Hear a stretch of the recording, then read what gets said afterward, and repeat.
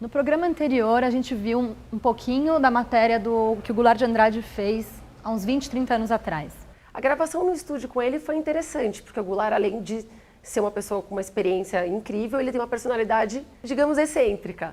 O que é legal pra gente ver que a pessoa não tem que ser aquela coisa tão formal do jornalismo que a gente vê o tempo inteiro. E a gente pode ver o estilo que é marcante das reportagens do Goulart e estilo também do cinegrafista que acompanhava ele, que era o Capeta.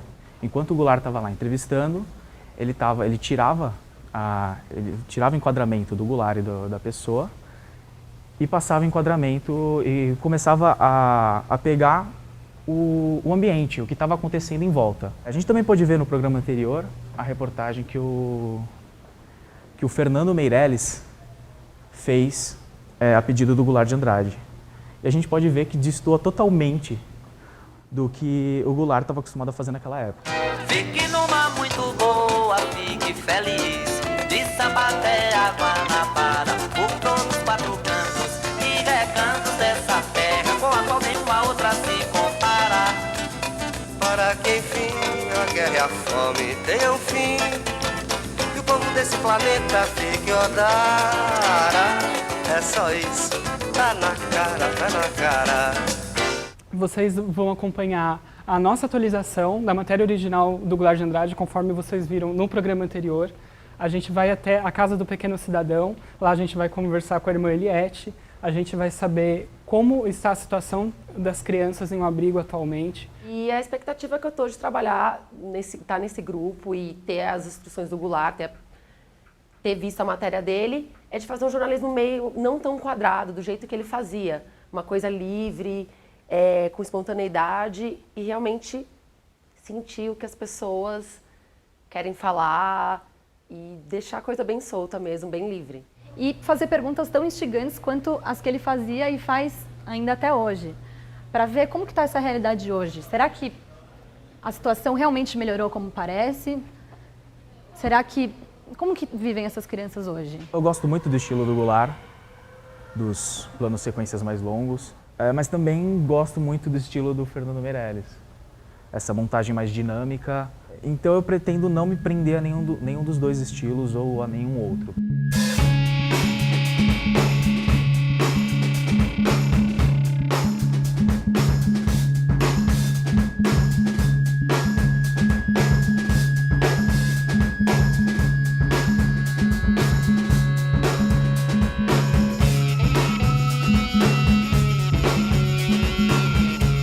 Para a gente fazer uma ponte entre o abrigo e a Fundação Casa, o que vocês acham? Como a gente poderia abordar isso? Assim? É fundamental que a gente coloque alguém da Fundação Casa explicando essa mudança.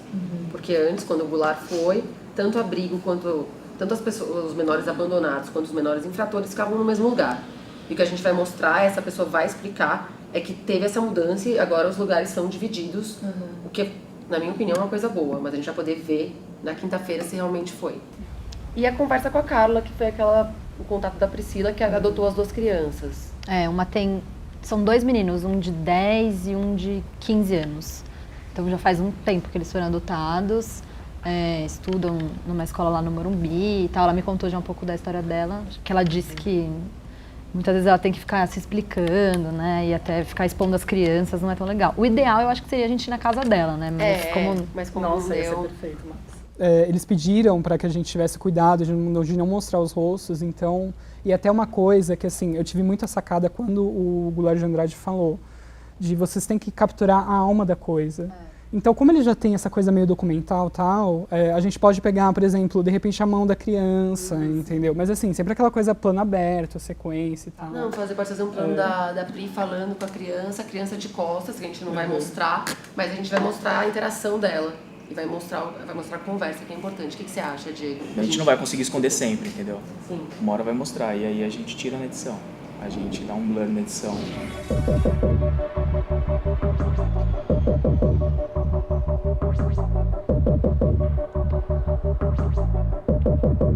Você vai conhecer o Dr. Reinaldo Sintra, que é juiz da infância, da vara da infância e juventude. E Vamos conversar sobre aquele material. O Reinaldo está lá.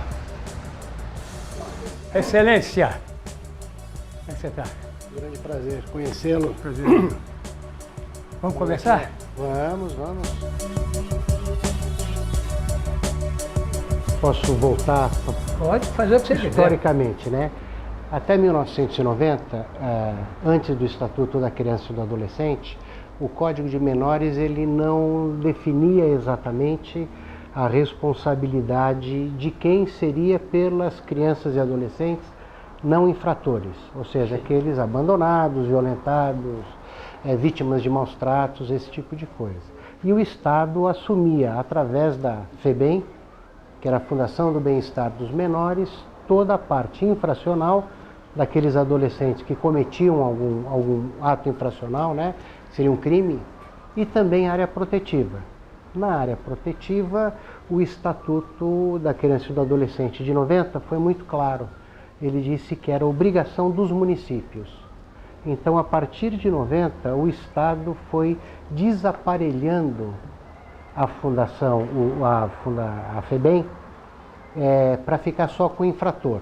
E foi passando ao município a parte protetiva. A FEBEM, quando ela foi se desaparelhando, novas entidades foram sendo criadas através do município para receber crianças e adolescentes, mas de tamanho menor, com uma outra proposta de trabalho. Aqui você conheceu a Sampaio Viana, lá tinham aproximadamente 350 a 400 crianças. Para onde foram? Elas foram para essa rede de atendimento, então... Desde aquela época? Desde aquela época. Então, a gente tem que pensar a questão lá no abrigo, que eles pediram para a gente tomar muito cuidado para não exibir muito o rosto das crianças. A gente vai conseguir saber um pouco delas pela conversa que a gente vai ter com elas. A técnica do Goulart, né? De chegar na criança, começar a conversar normalmente. Então o que você está escrevendo? Entendeu? Uma coisa bem assim para puxar assunto. O que a gente pode fazer, já que a gente não vai poder mostrar essa história, a gente vai sentir contato psicológico, né? Você vai conversando e você vê, a gente vai conseguir ter uma ideia do que aquelas crianças passaram e como elas estão se recuperando e como elas estão vivendo.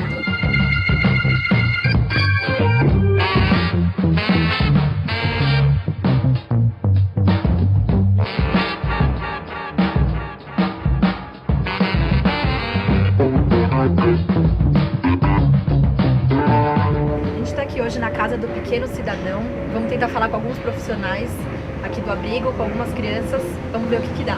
Vem com a gente.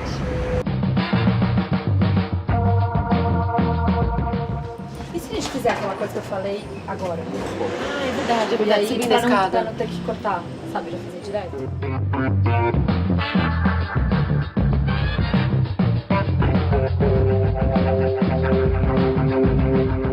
Então, a gente ainda não conseguiu a confirmação da Fundação Casa.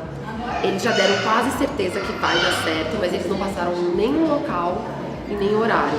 Do ponto de vista filosófico, político, administrativo, o que difere entre aquela FEBEM e o que vocês hoje A chamam minha rede de proteção. de proteção? Difere significativamente. Primeiro, você tem o sistema administrado por ele próprio, ou seja, o município administra os locais aonde crianças e adolescentes permanecem. Então você tem um foco mais centralizado. Antigamente o Estado administrava todas as entidades, ela tinha entidades no Estado inteiro. Então você imagina a dificuldade de uma política pública, de um programa pedagógico para uma unidade em São Paulo, na capital, e uma unidade em Tupã, que fica no oeste do estado. Os infratores esses continuam. A legislação pelo é a Estado. mesma? Não, a legislação mudou, mas a competência para administrar o sistema fechado, que é o sistema de internação e semi-liberdade, continua para o Estado. O sistema aberto do infracional também veio para a Prefeitura, que é a prestação de serviço à comunidade. Melhorou alguma coisa? Olha, ainda nós estamos lutando para que se recupere a parte boa que tinha do sistema aberto.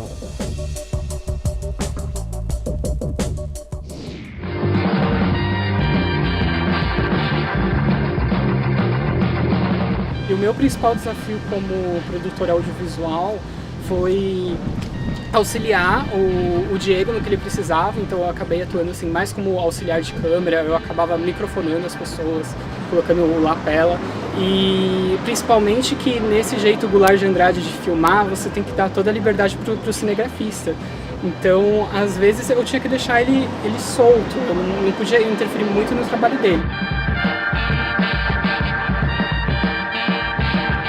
Bom, a gente está aqui na casa da Cláudia Vidigal, a idealizadora do projeto Fazendo História, que a gente viu um pouquinho lá na Casa do Pequeno Cidadão. Foi um dia intenso, foi muito legal ter escutado várias histórias, a gente conseguiu vários personagens que cada um contou um pouquinho da sua realidade. A maior dificuldade foi em relação de tentar não gravar o rosto das crianças, que foi impossível. Era muita criança para tudo quanto é lado, não tinha como arrumar um plano que não aparecesse o rosto delas. Pô, gostei muito, aprendi várias coisas que a gente aprende na prática, né? Só na teoria não rola. Você tem que estar lá mesmo para você passar pela dificuldade e conseguir superar. Isso aqui é para escutar o som. A gente põe na câmera, escuta tudo que vocês falam. Vamos fazer nascer esse programa? Vamos, para nascer tem que dar luz. Luz. Isso. Quer conhecer meus parceiros? Vem comigo. Jovem produtor. Cinegrafista. Cinegrafista. Verdade, desculpe. Se deu bem? Sim. Repórter. Priscila. Priscila se deu bem. Já soube. Nos corredores só falam em você hoje. Produtor. Produtor Felipe. Ô, Xará. Foi difícil? Suei. Burocracia, né? Muito. Muito. Produtora. Produtora. E o que tem que reclamar? Depois. Vamos ver o trabalho deles? Eu já estou aqui comportado na frente do meu monitor para ver o trabalho que eles fizeram. Você também quer ver? Claro. Solta o VT, por favor. A gente está aqui hoje em uma das unidades da Fundação Casa para entender melhor como que foi a mudança do nome FEBEM para Fundação Casa. Foi uma mudança só de nome, de estrutura ou de qualidade nos serviços aqui? Vamos conhecer? Vem comigo.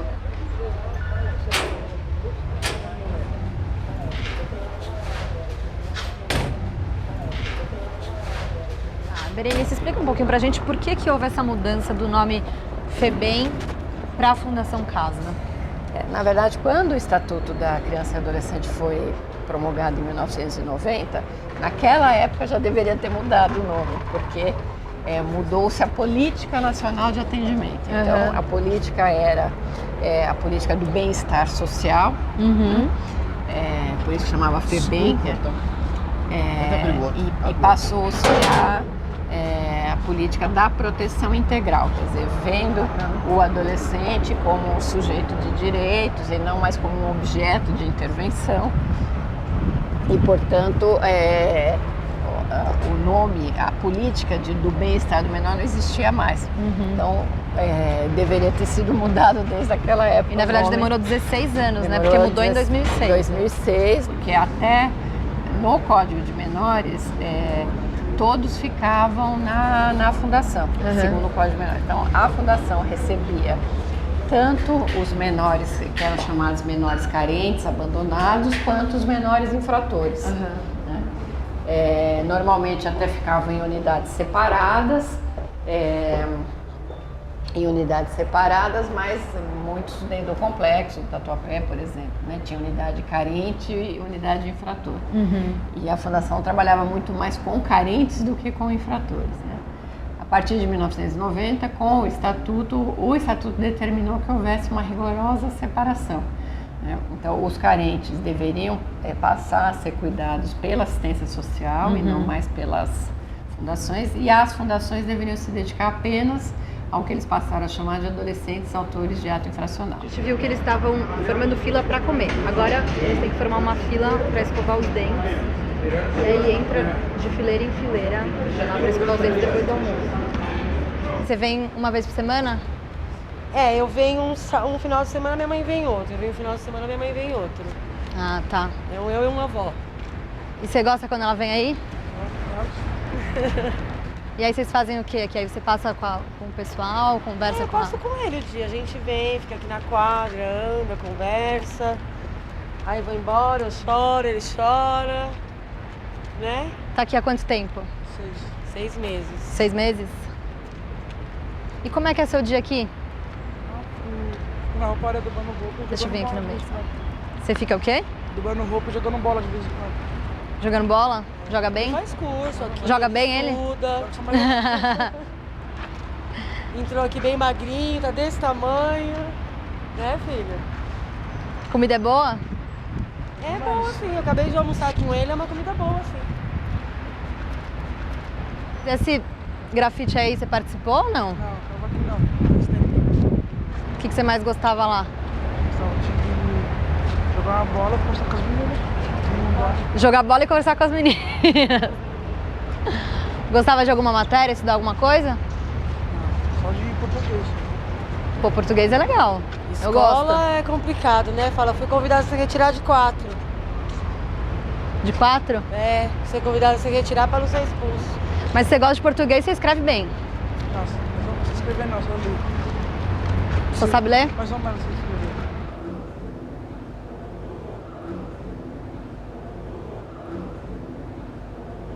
Do quê? Pedrada. Pedrada? Faz tempo isso? Pedrada coronhada, né?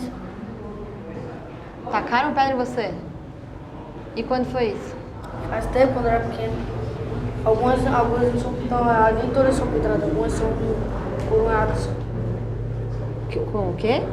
De soco? Revólver. Revólver? Mas quem fez isso em você? De arma? Fizeram isso aí? Porque eu desacatei eles, senhora. Eu xinguei eles, né, senhora? Eu mandei eles pra aquele canto, aí ele pegou umas coronhadas. Xingou eles por quê? O que aconteceu? O cara queria me agredir, né, senhora? Simplesmente não deixei, eu não aceitei que eles me batessem, porque eu já tava rendido.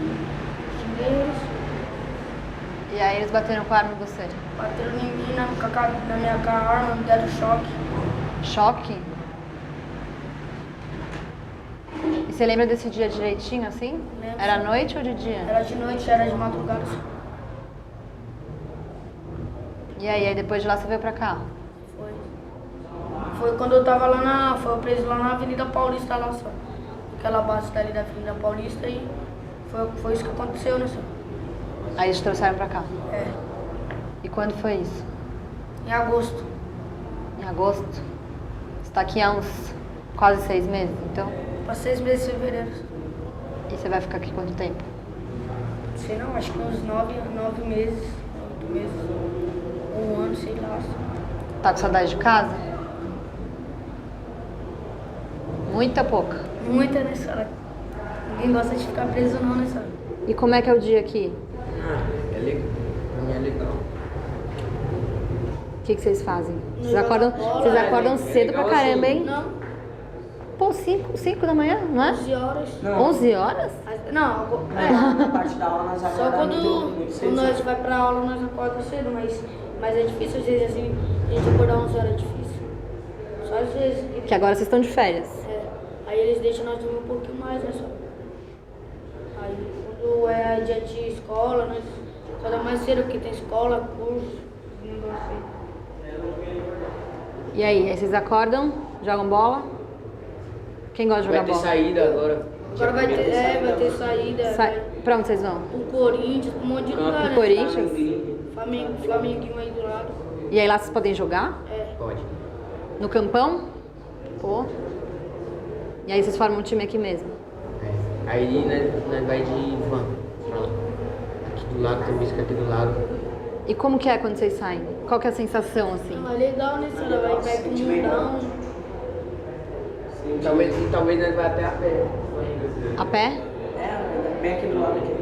É, a confiança, né, senhora? Que a gente não dá motivo pra eles. Nós temos a confiança deles, eles têm a nossa. E aí vocês podem sair, mas vai todo mundo ou alguns não vão? Não, vai São uns 15, 18. 18 pessoas. Então você já sabe quando você vai sair. Daqui a quanto tempo? Daqui uma semana eu vou sair. E aí você vai pra onde? Talvez eu vou pra Semi-Liberdade ou eu vou pro abrigo. O que você acha que você vai encontrar lá? Você acha que vai ser melhor do que aqui? Não, vai ser melhor porque eu já vou estar na rua. Aqui dentro é muito ruim ficar aqui dentro. Lá você vai poder sair, vai poder ir pra escola. Porque aqui a escola é aqui dentro, né? Daqui uma semana você vai pra lá. Qual abrigo que você vai? Sei não, vou falar pra mim ainda não. Cláudia, como que é a realidade dos abrigos hoje em dia aqui no Brasil, em São Paulo especificamente? A realidade dos abrigos, ela vem se transformando muito nos últimos anos. Desde o Estatuto da Criança e do Adolescente, há mais de 20 anos, até os últimos parâmetros legais, alterações na lei e tudo mais, isso tudo foi avançando todo o profissionalismo nos serviços de acolhimento. Atualmente, a gente tem cerca de 2.000 serviços de acolhimento em todo o Brasil e cerca de 200 no município de São Paulo.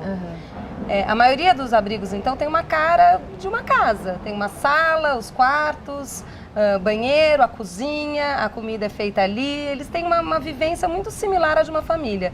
Vivem até 20 crianças nos abrigos institucionais e nas casas-lares até 12 crianças. Por lei, né? Sim, por lei eles devem ser atendidos em pequenos grupos. Era um número bem maior, né? Por abrigos, assim. Exatamente. Quando tiver uns 30 anos, tinham bem mais de 20 crianças. Ah, sim, porque antes do Estatuto da Criança e do Adolescente, a criança não era olhada como um sujeito de direitos. Então aquilo era apenas um mecanismo para cuidar das crianças que estavam na rua, para que elas não ficassem nas ruas e para que elas pudessem, então, estar ali acolhidas. Atualmente, não. Atualmente, a medida de acolhimento é entendida como uma medida protetiva, excepcional, temporária e provisória. A gente está aqui hoje na Casa do Pequeno Cidadão. Vamos tentar falar com alguns profissionais aqui do abrigo, com algumas crianças. Vamos ver o que dá. Vem com a gente.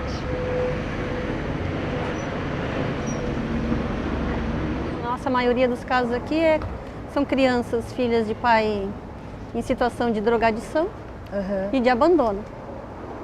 Então são deixados os bebezinhos, né, deixados no hospital. Às vezes a gente mesmo vai buscar com a ordem judicial.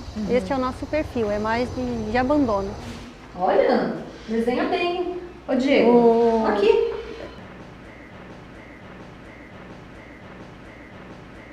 Faço aula de desenho gráfico. Sério? Animação. Você consegue desenhar meu rosto? Não. Ah, consegue É sim, né? difícil, é sério. É difícil? Você demora muito para desenhar um rosto bonitão assim? Não, o rosto de pessoa que eu não sei desenhar. Eu sei desenhar tipo assim, de cada um desenho. Mas tá de parabéns, viu? Ele faz cópias, né? Alguém mais falou que gostava de desenhar e gostava de fazer tudo. Quero. Né? Tudo, tudo? Eu não gosto de desenho, mas eu gosto de desenhar, de pintar e de fazer dobradura.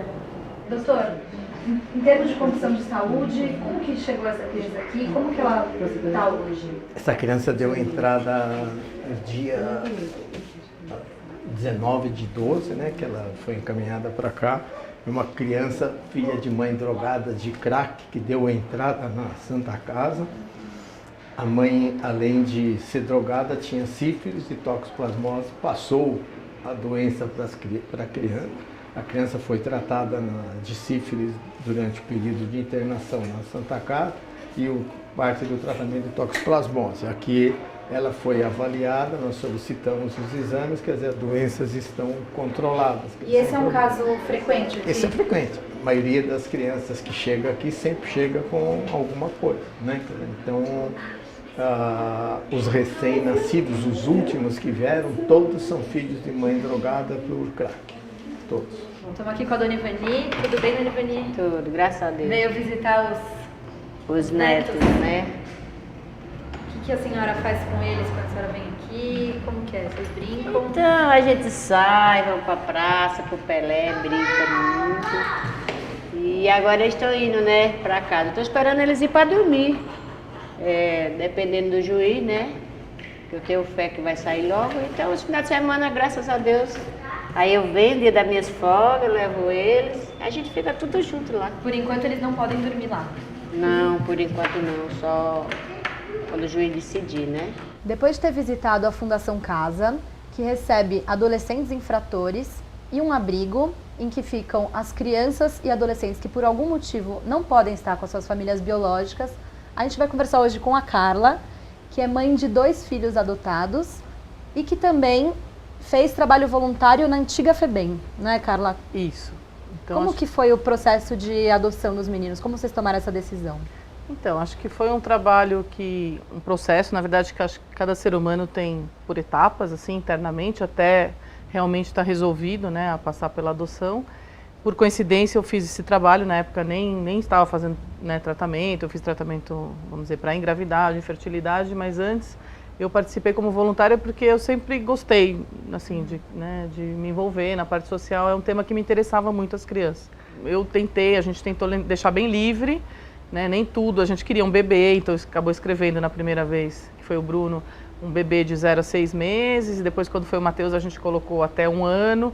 Acabaram que os 2 foram bebês de 30 e poucos dias. O Matheus veio com 35, que é o mais novo, e o Bruno acabou vindo com 30 dias, certinho. Essas crianças maiores acabam sobrando mesmo, porque a maioria acaba colocando o bebê, até porque existe um estigma, né, contra a adoção, muitas vezes, no sentido genético, no sentido, crianças maiores não se adaptam na família genética, já vem com vícios, né, quando na verdade, né, todo mundo tem uma característica, mas assim, como a criança já pode vir com vício, claro, tem vício do orfanato, da FEBEM, ou de onde ela está, ou da família que às vezes ela ainda pertence, né, em termos biológicos, até pode ter sido adotada e devolvida, né, isso também existe. Eu acho que a gente é muito arrogante, assim, como eu me incluo também, de achar que a sua criação é a perfeita e vai dar tudo certo porque você criou desde o primeiro minuto que você viu o seu filho. E a gente também tem essa arrogância, na maioria, e eu também tinha, antes de ser uma mãe adotiva, na genética, né? Então eu vejo muitos médicos, né, e sei de algumas religiões que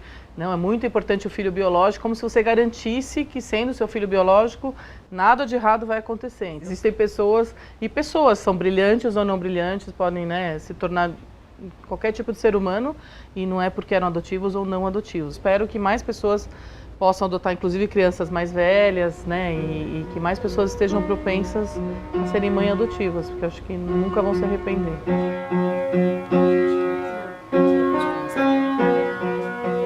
Ela errou, ela tá muito nervosa, ela errou.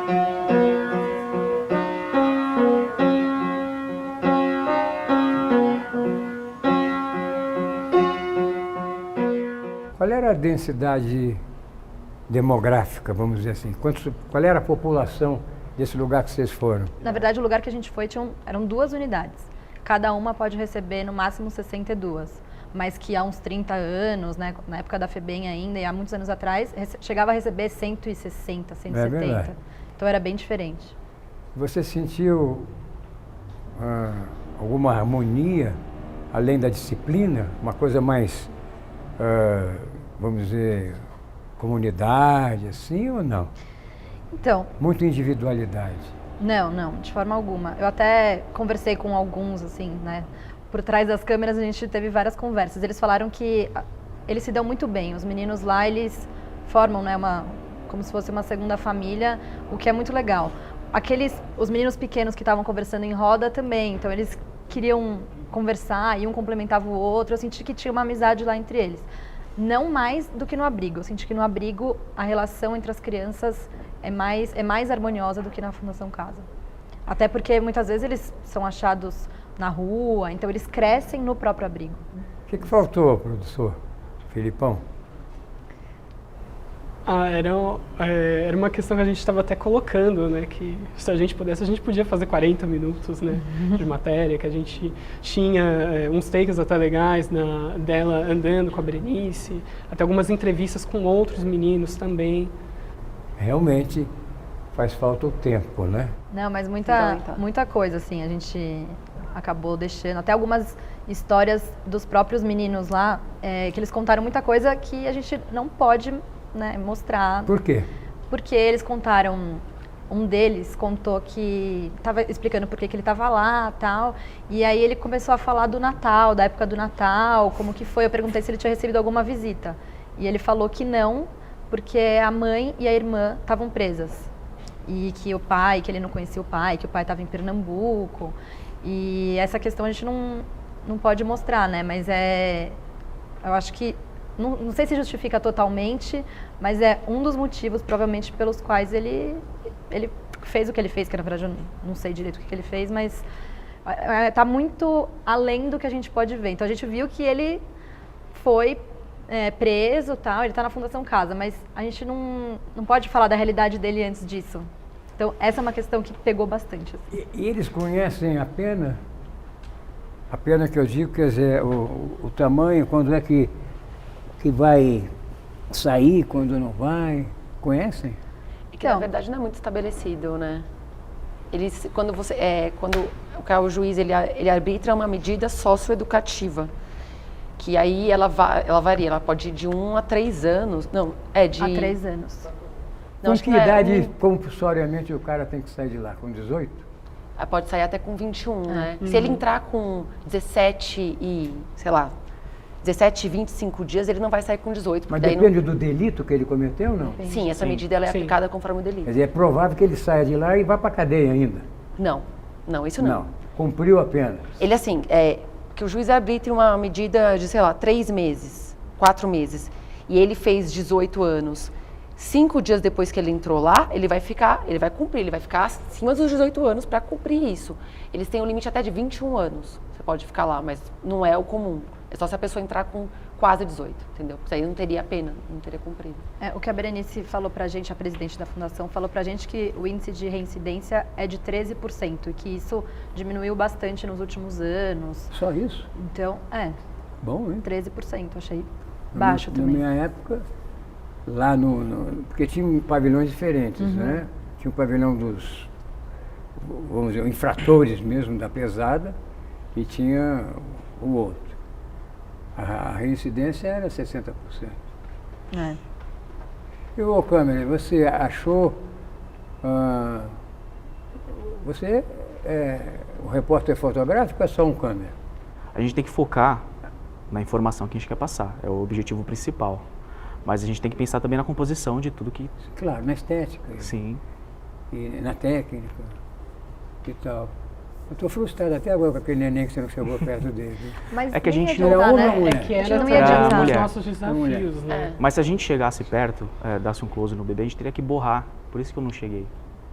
Por quê? Porque não pode mostrar o rosto. Apesar de ser bebê. É porque a lei não permite que a gente identifique essas... As crianças do abrigo têm até pais que não sabem onde elas estão, porque elas foram tiradas da família. Não foram só abandonadas. Em caso de maus tratos, as crianças vão para lá. O juiz tira a guarda dos pais e dá a guarda para o Estado. Então elas estão lá. Então tem pais que não podem saber nem onde as crianças estão. Você precisa dessa grana, porra! É muito cedo, ainda tem pouca. Porra, cara, essa grana não é tua. Você trabalha aqui, caralho. Passa a grana ou então morre! Vai logo, porra, antes que chegue alguém! Moço, não me mate, pelo amor de Deus! Você vai casar com a bala, filho da puta! Aqui, você vai chover chuva de bala, porra! Sujeira de tu!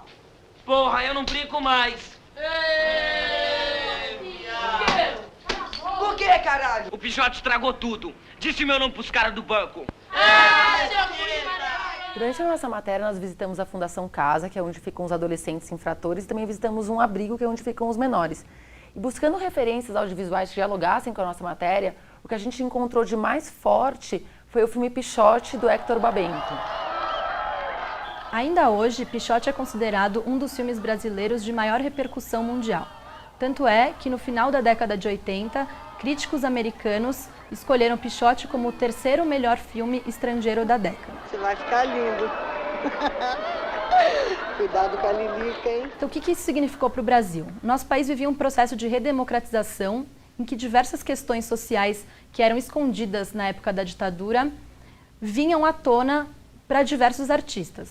Entre eles, o Hector Babenco. Nós notamos cenas impactantes que até hoje nos causam perplexidade, porque são cenas brutais. Afinal, atores mirins tinham que dar vida àquelas personagens fazendo aquelas ações de criminalidade, enfim. Aonde eles te bateram, diz. Aonde tá doendo, fala pra mim. Conta. Aonde eles te bateram, diz. Tudo aqui. Tudo aqui, Lilica. Eles me bateram com cabo de vassoura. E uma das cenas mais marcantes é quando a personagem da Marília Pêra, uma prostituta, ela acolhe o Pichote em sua casa, amamenta ele, e isso totalmente num gesto maternal, o que remete à falta de estrutura familiar que eles tinham, que não os preparavam para a vida, e fazia com que eles se lançassem ao mundo por si só. Ô, Pichote, que é isso? Tem até um restinho de cola aqui pra você, ó. Cadê? Aí, ó, manda ver, falou? Mas depois você some com a lata, hein? Tá limpo, cara. Obrigada, hein, Roberto? Pô, vambora, senão vai filha. Algumas cenas do filme me lembraram muito a matéria que a gente fez na Fundação Casa. Entre elas, uma cena que várias escovas estão enfileiradas para os meninos escovarem os dentes logo após o almoço. Ou seja, a questão da ordem a gente viu bastante na Fundação Casa também. Então eles tinham que formar fila tanto para comer quanto para escovar os dentes. Você se emocionou? Bastante, mas foi difícil controlar, assim. Em alguns momentos, quando você ouve histórias difíceis assim, de ouvir, é complicado se controlar um pouco na frente da câmera, mas eu me emocionei bastante com o resultado também. Então. Uma impressão minha, assim, que a gente até conversou antes, a gente não conseguia enxergar, por exemplo, um assassino, mesmo na Fundação Casa, entre eles. No máximo, pessoas que cometeram delitos leves. A gente não conseguia, nossa, será que aquela pessoa matou alguém ou algo, vamos dizer assim, tão grave, né? Eram meninos, entendeu? A gente não conseguia, eu não consegui ver essa maldade ou algo assim, que eles conseguissem chegar a tanto, entendeu?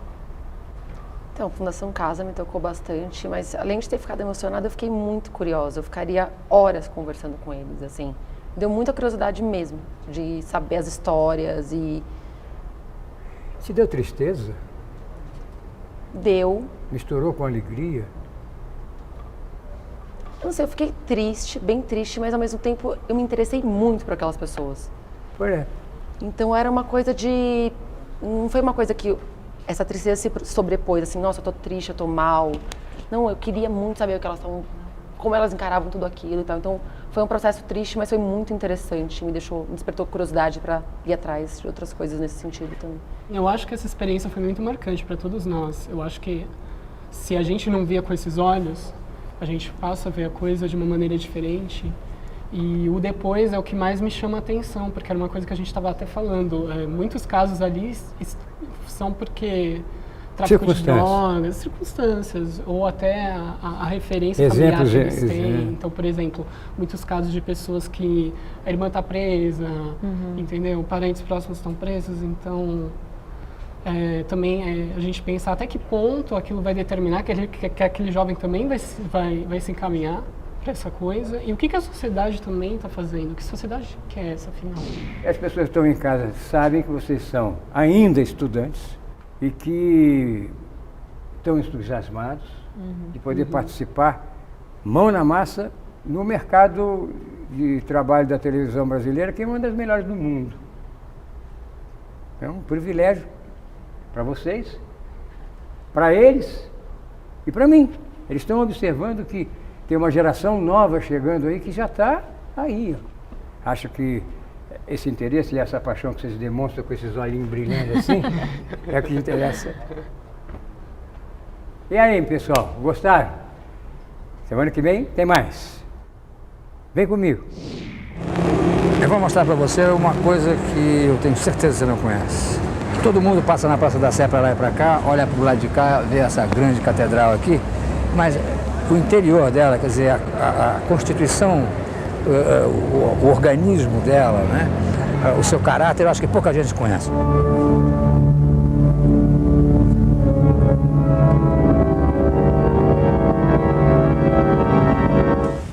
Nunca ninguém entrou aqui, bicho, vem cá. Primeira vez na história da igreja que alguém vem aqui.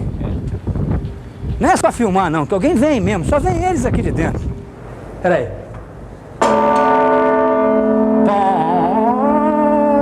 Um dos méritos do Goulart trabalhar com câmeras que tinham essa habilidade, a câmera ela não está escondendo o que está em volta, porque você sempre conseguia ter noção da posição do Goulart e do entrevistado e ainda ter uma noção do ambiente em volta. E eles são para quem vocês oferecem o seu esforço. O público. Vem comigo?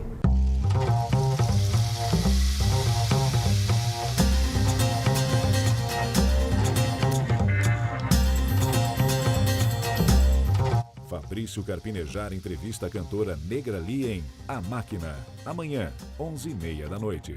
Assista agora, Gazeta Imóveis.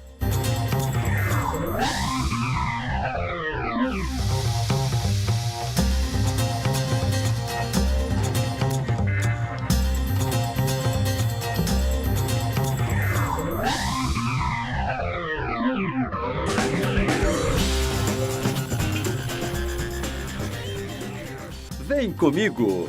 Oferecimento Faculdade Casper Libero, formando os melhores profissionais da comunicação. Ela é uma das mais importantes catedrais do estado. Fica no Marco Zero da cidade de São Paulo e na década de 80 encontrava-se em um triste estado de conservação. Confira a matéria feita por Goulart de Andrade na Catedral.